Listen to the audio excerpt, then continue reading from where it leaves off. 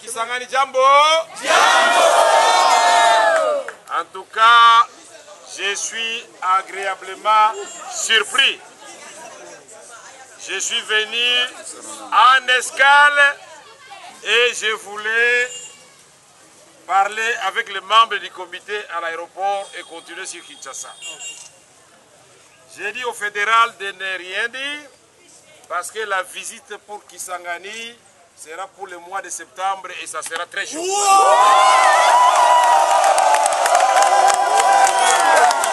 Je suis étonné de voir un tel engouement. Je voudrais vous dire que le changement, c'est maintenant. L'INC a signé l'accord du 31 décembre 2016. Cet accord est très clair. Il n'y aura pas de révision constitutionnelle. Il n'y aura pas de référendum. L'actuel président ne va pas bénéficier du troisième mandat, donc il ne sera pas candidat.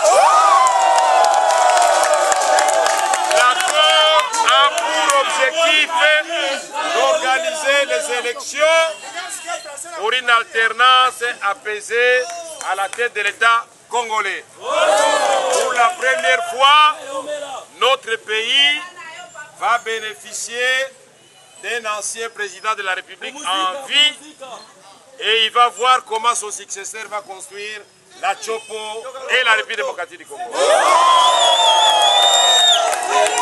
Il est inadmissible.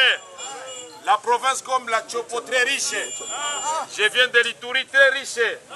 En Ituri, c'est 800 mètres de kilomètres asphaltés. À Kisangani, 5 chantiers, c'est 4 km avec des trous déjà partout. L'hôpital cinquantenaire, les infirmières, les médecins impayés. Nous disons, les étudiants, les élèves abandonnés. Les enseignants, les fonctionnaires impayés et clochardisés. Les parents et leurs familles mal logés. Nous disons trop c'est trop. C'est assez. Messieurs, vous qui êtes au pouvoir, vous devez reconnaître que vous avez fait votre temps. Vous avez échoué. Les rendez-vous qui restent avec le peuple, ça sera la sanction par les urnes. Au plus tard, le 31 décembre 2020. Les opposants parlaient déjà de la transition. Mais ça risque de devenir la trahison. Nous sommes encore dans l'accord du 31 décembre 2016. Cet accord est clair. Les élections doivent se tenir au plus tard le 31 décembre 2017 sans le président actuel puisqu'il ne sera pas candidat. Alors je demande à la population de Kisangani, préparez-vous. L'INC doit gagner à tous les niveaux. On va gouverner la province de la Chopo et on va gouverner la République démocratique du Congo avec la volonté du peuple. Merci mingi. Asante sana. Basi yote niko napita, mvua iko inanyesha. Kusini ya baraka. Partout je passe, il y a la pluie. Demandez aux gens de l'Ituri à Bunia. La pluie. Le jour de mon arrivée, la pluie le jour de mon départ. Comme à Bukavu, la même chose. Ça signifie qu'il y a des signes qui ne trompent pas. Dans Mbongwana et Koki, c'est Mabadiriko, il est né là. Il va dire Chituluka, il dit, Anabetu, nous sommes là pour Moupia, Moupia. Anabetu, il y a Kongo Belkelawa. Moupia et Kembula, il y a élection. Betuke Zola. Congolais nyonso yandi mosi na tima na yandi nantu na yandi a ona président yampa fumu ya bwana yampa betuke na programme yankaka V INC betume kusinyaka accord ya le 31 décembre 2016 élection avant le 31 décembre 2017 tunasema INC atuna ingine programme ni élection ou rien avant le 31 décembre 2017. Sasa mujitarahishe tuongoze Chopo na tuongoze Kongo. Peuple atupatie mamlaka. Haiko vile? Sema aksanti sana juu ya surprise mnatufanya. Je suis allé à Bunia pour deux raisons. La première, c'était pour aller inhumer dans la dignité, dans l'amour, mon collègue et mon ami, le député Tina Zabou, qui est décédé comme vous le savez. Il est originaire de Bunia, membre du groupe parlementaire INC et Ali.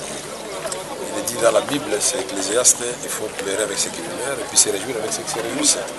Je suis allé pleurer avec sa famille. La deuxième raison, nous avons tous appris la catastrophe humanitaire avec les éboulements de terrain qui ont englouti plus de 200 personnes mortes, s'il vous plaît, et qui ont laissé derrière elles 273 orphelins, les cases emportées. Ça s'est passé le 14 août exactement. Je suis arrivé à Bunia le 22 août. On fait les calculs, 6 jours après. Et la présidence de la République va faire son communiqué dans la nuit du 22 pour le rendre public le 23, c'est-à-dire 7 jours après. Nous avons dès notre atterrissage annoncé qu'après l'inhumation, nous allions rester à Bunia pour consacrer la journée de mercredi pour aller visiter à Tara même cette population durement frappée. C'était un voyage de compassion, de réconfort, mais aussi d'assistance humanitaire. Parce que nous n'étions pas partis les mains vides. Nous avions sur place à Bunia acheté 1000 tonnes. 1000 tonnes, nous disons, dans nos villages. Si on prend des maisons moyennes, des tonnes de 3 mètres chacune, il y a moyen de construire plusieurs cases. Et en cette période de débit des saisons de pluie, ça pourrait éviter à nos frères, à nos soeurs, à nos parents de Tara de subir les affres et les intempéries. Mais quelle n'a pas été notre surprise le jour où nous avions décidé de nous rendre là-bas. Après 50 km de voyage par route, une route sinueuse, dans les escarpements qui jonchent le lac Albert, nous avons trouvé un barrage de la police à 7 km du lac Albert, de Kasséi. Et ils ont fait d'abord une simulation pour dire qu'il y avait une guerre entre miliciens devant nous. Bon, évidemment, la première réaction, c'est d'observer la prudence. Mais nous avons dit, nous sommes quand même des hommes. S'il y a guerre là-bas, on ne voit pas les gens qui fuient la guerre, la moindre des choses, c'est de poser la question. Mais nous avons vu des motos qui revenaient de ce côté-là, et des véhicules qui partaient, sauf nous. Nous avons posé la question à quelques personnes, 5 devant les majors qui nous ont dit, il n'y a rien, tout est calme. Alors nous avons décidé de continuer. Mais comme c'était le barrage de la police, nous sommes nous respectueux des institutions de la République. Nous avons protesté après 1 heure de temps. Et parce que nous sommes venus pour s'aimer la paix dans le cœur de nos frères et sœurs de Tara, nous ne voulions pas être des semeurs de troubles qui pouvaient profiter aux amis de la majorité et qui pourraient faire une simulation où les gens vont mourir et dire voilà, Caméré est venu ici pour provoquer la mort. Donc nous sommes rentrés. Nous avions un plan B. On a lancé un message et le chef de la communauté, Baemano, est venu à Bunia nous honorer au siège du parti pour réceptionner les tonnes avec les registres de condoléances. Et toute la population de Tara a demandé que le premier message de condoléances soit celui Caméré, notre homme de serviteur. Nous condamnons cette attitude du pouvoir en place, parce que le pauvre major il a reçu des ordres de la hiérarchie. Et nous disons que ça, ce n'est pas la démocratie, ce n'est pas un état de droit. Parce que parmi les libertés fondamentales, inaliénables, il y a celle d'aller et revenir, même à l'étranger. Mais là, nous sommes à l'intérieur de notre pays. Et nous réitérons donc nos condoléances la famille de Tina Zabou, nos condoléances à toute la province de l'Éthiopie, particulièrement les habitants de Tara. Mais chez nous ici, Kisangani peut vivre sans eau, sans électricité. Les étudiants peuvent mourir, les gens peuvent mourir à Bunia C'est comme si Tara ne faisait pas partie de la République démocratique du Congo. 200 personnes sont venues. Et donc nous sommes heureux d'avoir été les premiers à ouvrir ce chemin, parce que tout de suite après, le gouverneur a annoncé qu'il tenait la première réunion de crise pour élaborer finalement le plan d'intervention humanitaire. Nous disons, vaut mieux tard que jamais. Ils l'ont fait. Ils sont partis constater qu'effectivement nous avions donné le temps, mais maintenant ils doivent concrétiser leur plan d'intervention humanitaire. Parce qu'au moment où nous parlons, aucune autorité de Kinshasa n'a foulé le sol Bunia, encore moins l'État. Parce que je voudrais rappeler que la République démocratique du Congo a acquis son indépendance en juin 1960. Et parmi les questions qui relèvent de la souveraineté de la République démocratique du Congo, il y a celle de l'élaboration du calendrier. Les organisations internationales ou sous-régionales peuvent formuler des recommandations, peuvent donner des conseils, mais aller affirmer au moment où nous avons des textes de référence importants, c'est-à-dire la Constitution de la République démocratique du Congo qui prévoit qu'il faut 2 mandats présidentiels point barre, pas de 3e mandat. Et le deuxième texte que nous avons signé tous à la symbole devant les évêques, c'est-à-dire devant les représentants de Dieu, la famille du président de la République, c'est-à-dire la majorité présidentielle, l'opposition que je conduisais à ce pourparlers, et la société civile, sans qu'on nous ait mis une arme à la tempe, le couteau à la gorge, nous nous sommes engagés devant le peuple congolais pour dire, puisque nous n'avons pas organisé les élections le 27 novembre 2016, puisque le mandat de l'actuel président s'est terminé le 2e et le dernier, le 19 décembre 2016, nous ne voulons pas de troubles dans le pays. Ensemble, avec des rassemblements et tout le monde, nous avons signé l'accord du 31 décembre 2016. Et nous avons dit nous-mêmes dans cet accord que nous prenons l'engagement devant Dieu et le peuple congolais pour organiser les élections au plus tard le 31 décembre 2017. Comme modérateur de la majorité, on l'avait dit à son temps, quand nous avions signé l'accord le 18 octobre 2016, on avait dit devant la presse internationale et nationale que le pouvoir actuel avait mis une cagnotte importante de côté. Je crois que les journalistes s'est rappelé. Et que le gouvernement congolais n'a pas besoin de l'argent de la communauté internationale, parce que l'argent pour les élections est là. C'est une question de souveraineté.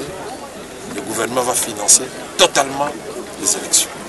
Et nous, l'INC, pour la nation congolaise, nous demeurons dans l'accord du 31 décembre 2017. C'est la prolongation que nous avons donnée au président. Après la prolongation, quand il y a un match de football, il n'y a pas d'autre état prévu jusque-là dans les règles actuelles de la FIFA. Tirobi, voilà, Tirobi, ça se passe le même jour, donc il faut que ça se passe absolument le 31 décembre 2017. S'il y a Tirobi, ça doit être le même jour, le 31 décembre 2017, dans la soirée. Vous, les journalistes, je peux vous appeler seulement aujourd'hui. Vous dites que j'allais m'arrêter à l'aéroport de Bamboka. Le passage en ville, là, c'est improvisé. Moi, quand j'ai vu ce monde-là, j'ai failli pleurer, les gens qui sont venus nous attendre. J'ai vu des drapeaux jaunes à droite, des rouges blancs à gauche. Je me dis, qu'est-ce qui se passe? Et c'est comme ça qu'on va m'expliquer qu'on attend les vice-premiers ministres de l'Intérieur, les porte-parole de la majorité présidentielle. Je souhaite bon séjour aux vice-premiers ministres et aux porte-parole de la majorité présidentielle à Kisangani. Ils sont venus faire la campagne pour le gouverneur d'après ce qu'on m'a dit. Il n'y a que dans notre pays qu'on voit des choses comme ça, où les ministres vont faire campagne pour les candidats gouverneurs. C'est quand même incroyable ce pays. Et c'est ça que nous avons changé. Parce que nous gagnerons les élections et on va changer. C'est ça le changement. C'est-à-dire, les futurs dirigeants de la RDC seront au service du peuple. Les chefs, ça sera le peuple, pas l'inverse. Ça, c'est quelle opposition qui a dit cela? Je suis curieux de le savoir. Puisque quand une personne sur les réseaux sociaux le dit, parce que la personne a les mêmes ambitions que moi, et vous prenez ça pour du pain béni. Si je ne suis pas accepté par l'opposition, qu'est-ce qui s'est passé à Kisangani sur le? Est-ce que vous avez vu quand j'avais annoncé mon arrivée chez Kisangani en 2011?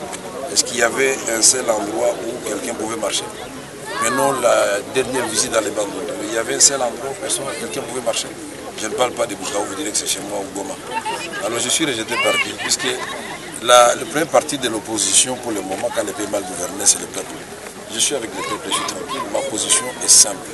Je viens de vous décrire le projet de l'INC, c'est de conquérir le pouvoir par les urnes et les respects stricts de l'accord du 31 décembre 2016. Pour nous, le reste, ce n'est que distraction.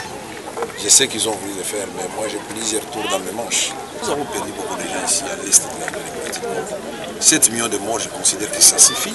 Les gens qui n'ont jamais perdu les gens dans leur province peuvent s'amuser à Kinshasa. Mais ici en province orientale, cette bande jusqu'à Nord-Katanga, sont des gens qui n'aiment plus la guerre parce qu'ils connaissent les affres de la guerre.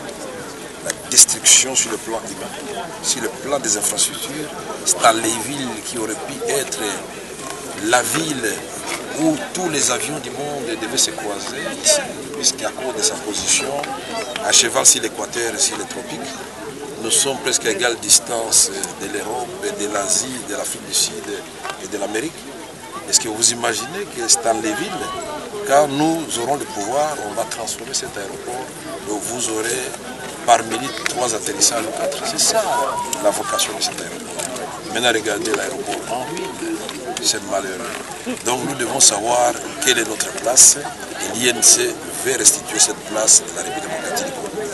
La grandeur du Congo va faire que notre pays redevienne le moteur du décollage de l'Afrique. Et si nous décollons l'éléphant couché que constitue la République démocratique du Congo aujourd'hui, par la volonté des grandes puissances qui sont venues les unes pour des raisons de chasser Mobutu à l'époque, évidemment la machine a échappé à tout le monde, nous devons remettre les choses en place à travers les élections. Nous allons démontrer que le Congo, cet éléphant debout, va recevoir une cure de perfusion, il va marcher et les 9 voisins vont en profiter et vice-versa. Si on construit une route qui part de l'Atlantique jusqu'à l'océan Indien, vous pensez vraiment qu'il y aura encore des guerres ici en province orientale? La route va traverser toute la province de l'Équateur, Bakongo, ça prend Bandundu, ça prend la province orientale, l'Ouganda, Nairobi jusqu'à Mombasa. On fait une deuxième route, un deuxième corridor qui part de Mwanda et qui traverse le Kasaï, le Katanga et qui va jusqu'à Dar es Salaam. Et puis on fait un autre qui part de Durban en Afrique du Sud, qui traverse le Katanga, l'Ituri, province orientale, ça passe Sud Soudan jusqu'au Caire. Vous pensez qu'il y aura encore des guerres en démocratie? La vision de la RDC, c'est celle-là. Nous avons des terres, même surface que la Chine, 120 millions d'hectares. Nous avons des eaux. Nous avons 13% de toutes les eaux du monde. Nous avons du potentiel énergétique. Nous sommes les 3e au monde entier. Inga, c'est 44 000 MW. Si vous ajoutez la Chopo, la Chouapa, la Mongala, le Bangui, le Zizi, le Zilo, le Zongo, tout ce que vous connaissez, le Bilanchi, c'est que nous sommes à 100 000 MW. De quoi éclairer toute l'Afrique et l'Europe méditerranéenne et l'Asie. Je ne parle pas de minéraux. Je ne parle pas des ressources humaines, 80 millions d'habitants. Je ne parle pas de l'espace, 2 345 000 km². Je ne parle pas de la forêt, nous sommes la deuxième du monde, après le Brésil, parce que nous avons 280 millions d'hectares de forêt tropicale. Il y a ce pays comme ça, qu'est-ce qui manque tout d'abord? C'est l'État. Le premier ennemi du peuple congolais, c'est l'État, la déliquescence de l'État. Il suffit de prendre le véhicule, vous quittez pour aller en dehors de la ville de Kisangani, c'est les barrages qui commencent Foller. Vous allez trouver la taxe même de l'hygiène, je ne sais pas de quoi, de la garde, de ceci. Mais comment voulez-vous que dans votre propre pays, on vous soumette à un tel calvaire? Une moto qui doit payer des taxes partout. Vous avez vu ça? Et comment voulez-vous que les opérateurs économiques puissent prospérer? Nous allons créer la classe moyenne avec les jeunes que vous voyez là. Les jeunes là vont être des entrepreneurs et tout le monde sera riche et les revenus vont s'améliorer. Et nous allons nous appuyer sur les femmes, c'est notre pilier droit, et sur les jeunes, les piliers gauche. Si vous avez les femmes et les jeunes, vous avez gagné les combats, n'est-ce pas? Pensez, puisque nous sommes encore dans une période de guerre. John Tinazawa est mort, mais il n'est pas mort. Ses œuvres continuent à parler après sa mort. J'ai été personnellement sur la relation, j'ai parlé avec sa femme, la veuve, avec ses enfants, les orphelins. Il y en a 2 filles qui vont rentrer à Kampala à l'université, d'autres qui vont étudier au collège sur place. C'est ça aussi, être ami. Quand l'ami part, vous devez continuer à vous montrer solidaire vis-à-vis de ses familles. C'est ça qui me préoccupe d'abord maintenant. Pour le reste, je n'ai pas peur. Je crois que le premier allié dans les élections que nous devons absolument convaincre, c'est le peuple. Et de ce côté-là, pour être tranquille, nous avons la vision, je vais devoir décrire. peux vous démontrer comment on peut démobiliser tous les groupes armés. À partir de la province orientale jusqu'au Nord-Katanga. C'est très simple. Vous créez des centres de formation professionnelle. Vous créez des internats. Ces jeunes gens sont nourris. Ces jeunes gens touchent 50 $ de bourse à la fin de l'année. Et quand ils terminent, ils entrent dans des brigades de reconstruction des routes, reconstruction des maisons ou la production agricole. Vous pensez qu'ici, ils touchent 200 $ à la fin du mois. Ces jeunes gens-là vont encore rentrer dans les groupes armés. Nous aurons enlevé de l'armée la Kalachnikov pour la remplacer par un outil de production. Et ces jeunes vont être une ressource qui va produire de la richesse. Merci beaucoup.